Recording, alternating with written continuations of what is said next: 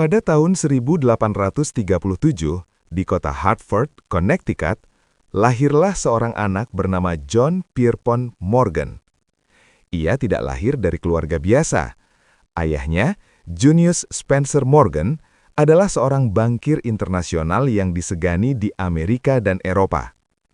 Sejak hari pertama hidupnya, Pierpont, begitu ia biasa dipanggil, sudah berada di dunia uang, perdagangan, dan kekuasaan.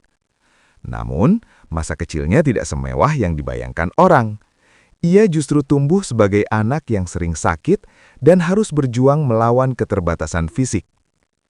J.P. Morgan kecil dikenal sebagai anak yang lemah secara fisik. Ia sering terserang penyakit, terutama gangguan pernafasan dan demam berkepanjangan. Karena itu, ia lebih banyak menghabiskan waktu di rumah dibandingkan bermain di luar seperti anak-anak lain.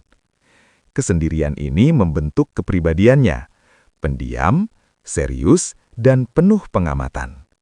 Ia belajar melihat dunia dengan cara yang berbeda, bukan lewat permainan, tetapi lewat buku dan percakapan orang dewasa. Ayahnya, Junius Morgan, bukan tipe ayah yang manja. Ia percaya bahwa kekuatan mental lebih penting daripada kenyamanan.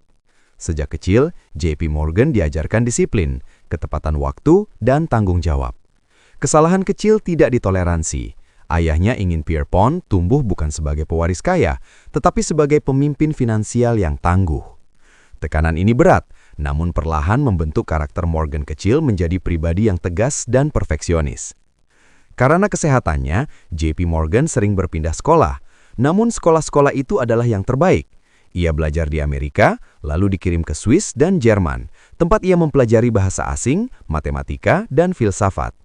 Di usia muda, ia sudah fasih berbahasa Prancis dan Jerman, kemampuan langka pada masanya. Pendidikan Eropa ini membuat cara berpikirnya berbeda dari kebanyakan anak Amerika, lebih sistematis, terstruktur, dan dingin dalam mengambil keputusan. Di sekolah-sekolah Eropa, J.P. Morgan kecil hidup dalam aturan ketat, jam belajar terjadwal, disiplin tinggi, dan standar akademik keras. Disinilah ia mulai mencintai keteraturan dan kontrol. Kekacauan membuatnya gelisah, ketertiban membuatnya merasa aman.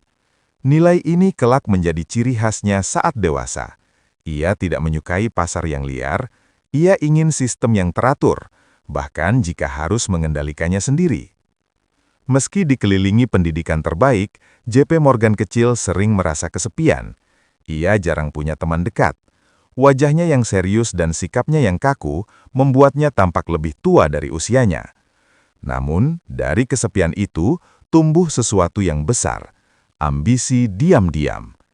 Ia ingin diakui, bukan sebagai anak bankir, tetapi sebagai orang yang mampu mengendalikan dunia keuangan dengan tangannya sendiri.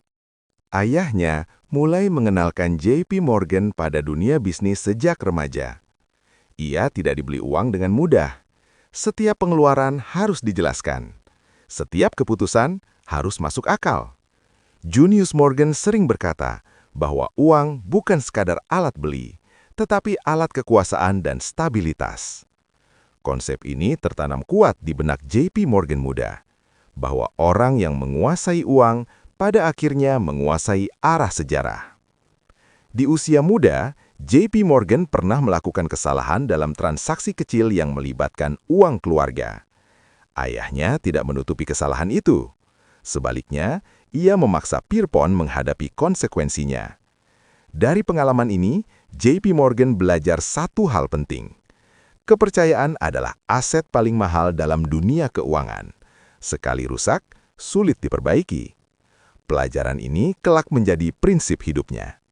Masa kecil yang penuh sakit, tekanan, dan disiplin keras perlahan menempa J.P. Morgan menjadi pribadi yang sangat kuat secara mental. Ia mungkin tidak unggul secara fisik, tetapi pikirannya tajam, emosinya terkendali, dan keberaniannya luar biasa. Ia belajar menahan rasa takut, rasa ragu, dan rasa ingin menyerah. Kemampuan yang sangat langka, bahkan di antara orang-orang kaya. Ketika J.P. Morgan meninggalkan masa kecilnya, ia tidak keluar sebagai anak manja dari keluarga kaya. Ia keluar sebagai produk dari disiplin, penderitaan, dan ambisi yang terpendam. Semua pengalaman masa kecilnya, penyakit, kesepian, pendidikan keras, dan tuntutan ayahnya menjadi pondasi yang kelak menjadikannya salah satu bankir paling berkuasa dalam sejarah Amerika. Dunia belum tahu saat itu bahwa anak pendiam ini suatu hari akan mengendalikan baja, rel kereta, dan bahkan menyelamatkan ekonomi Amerika.